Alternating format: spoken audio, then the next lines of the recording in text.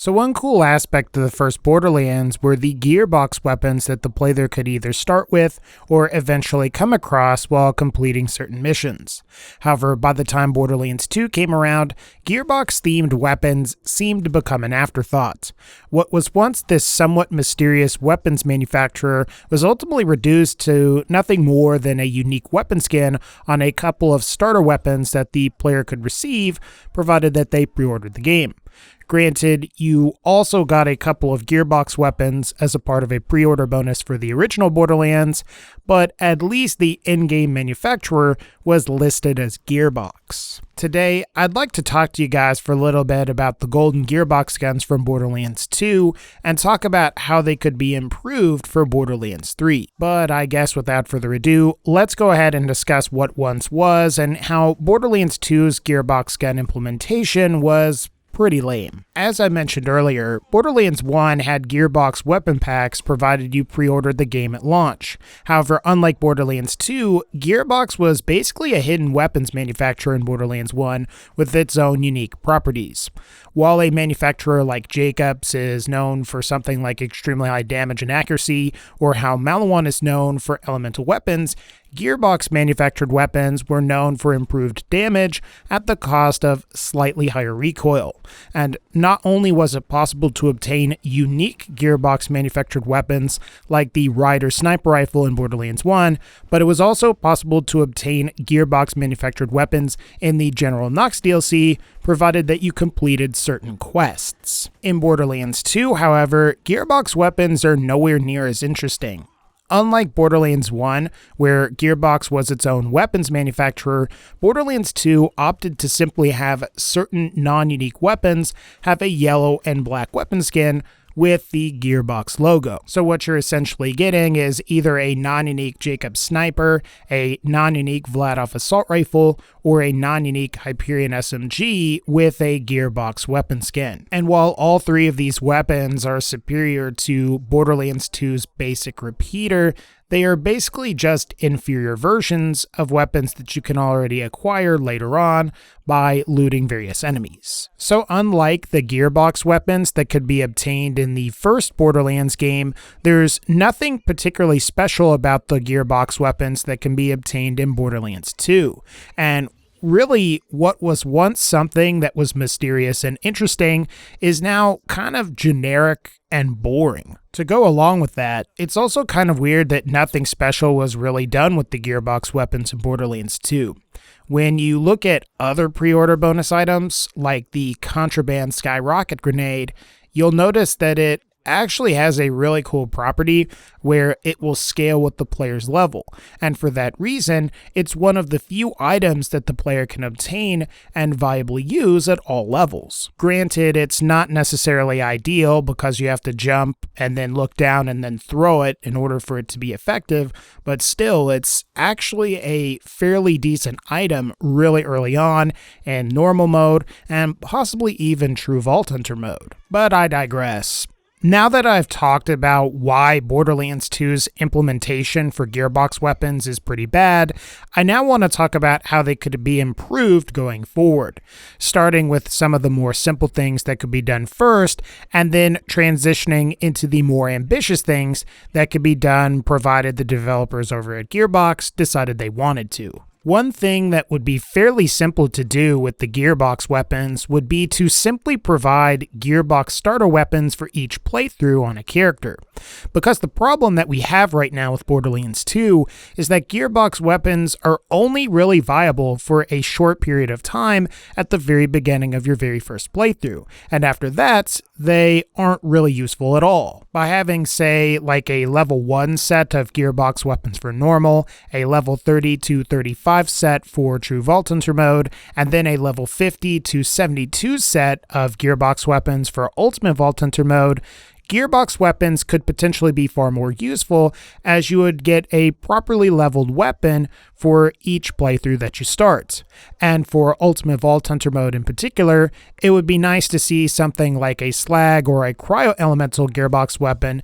That way, if the player starts Ultimate Vault Hunter mode without a decent slag or cryo weapon, they can at least receive one to get themselves started until they can acquire something that's much better. Something else that would be really cool to do with Gearbox Weapons would be to allow the player to enhance them later on after their character has reached maximum level. And one game that actually does something fairly similar to this is the original Destiny.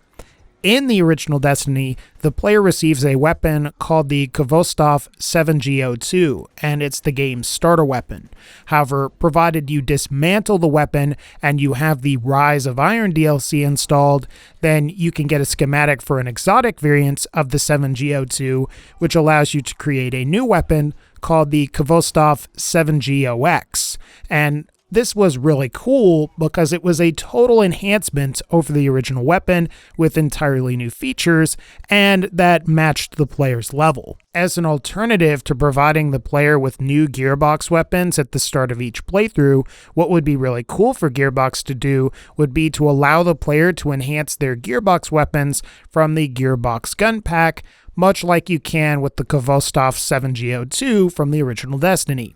That way, you could have a fairly nice gun to start using once you've reached maximum level to help you farm many of the game's mini-bosses for their legendary loot. Ultimately, it would be really cool if you could enhance either the starter weapon or the weapons from the Gearbox Gun Pack in Borderlands 3, because I will say, even though I'm not the biggest fan of Destiny, I've got to admit that that is like one thing that Destiny 1 did extremely well. But now, let's get into some of the more involved but cool things that Gearbox could do to vastly improve Gearbox Weapons. Obviously, one thing that would be really amazing to see would be for Gearbox Weapons to return as a part of their own hidden weapons manufacturer in Borderlands 3, like they were for the original game. Now, with that said, I can understand why Gearbox decided to cut the Gearbox weapon manufacturer from the second game due to the fact that Borderlands 2 introduced weapon manufacturer gimmicks. I would say that even though it seems like Gearbox has all of the bases covered already, I think there is something that could potentially be done to make Gearbox manufactured weapons stand apart from the other manufacturers. For example, perhaps Gearbox weapons could be unique in the sense that they can perform random critical hits, or maybe Gearbox weapons have bullets that can either pass through enemies and keep going, or you could have Gearbox weapons that gain a temporary damage boost after scoring a kill. It could even be something as simple as just being weapons that are known for spawning at a higher rarity and having superior quality parts. I think the big thing here is that if Gearbox were to return as a weapons manufacturer for Borderlands 3, it would make Gearbox weapons much more interesting. To sort of go along with the idea of having Gearbox return as a weapons manufacturer for Borderlands 3, something that would be amazing to see would be Gearbox unique and legendary weapons. Perhaps some of these uniques or legendaries could consist of popular weapons from previous Borderlands games, or they could consist of classic versions of weapons from previous games. So for example, two really cool weapons from Borderlands 1 that never made their way into Borderlands 2 or the pre-sequel were the Nemesis pistol and the Tsunami SMG, and having these return under the Gearbox manufacturer for Borderlands 3 would be really cool.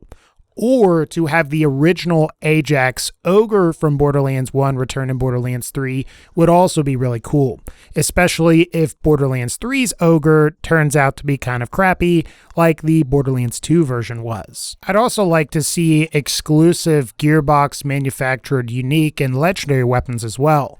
And one thing in particular that I've wanted to see for a really long time was either a unique or legendary weapon that scales with the player's level, much like the contraband skyrocket grenade does. In fact, you could have something similar to how the TDR legendaries worked in Borderlands 1, but instead of regenerating ammo, you would have a gun or weapon for each ammo type that basically scales with the player's level. While the developers over at Gearbox would have to be careful to not make these weapons too powerful, if you had something like a legendary or unique that would scale with the player's level this way, it could be something cool to farm at like maximum level and then transfer it to a lower level character and use it to help level that character up. I guess at the end of the day though, it seems like Gearbox Weapons could have been much more interesting in Borderlands 2, and I hope they are much better in Borderlands 3. And whether Gearbox decides to do something relatively simple, like provide the player with a new set of Gearbox weapons on every playthrough, or do something more elaborate, like revive Gearbox as a weapons manufacturer, I think either of these things would be a massive improvement to what we saw in Borderlands 2. Hopefully, the developers over at Gearbox will come up with something pretty cool for Gearbox Weapons in the next game in the series, but I guess we're just going to have to see. But alright guys, I think that's going to pretty much wrap up this particular video. If you liked this video, feel free to leave a like, and as always, take care, and I'll see y'all next time.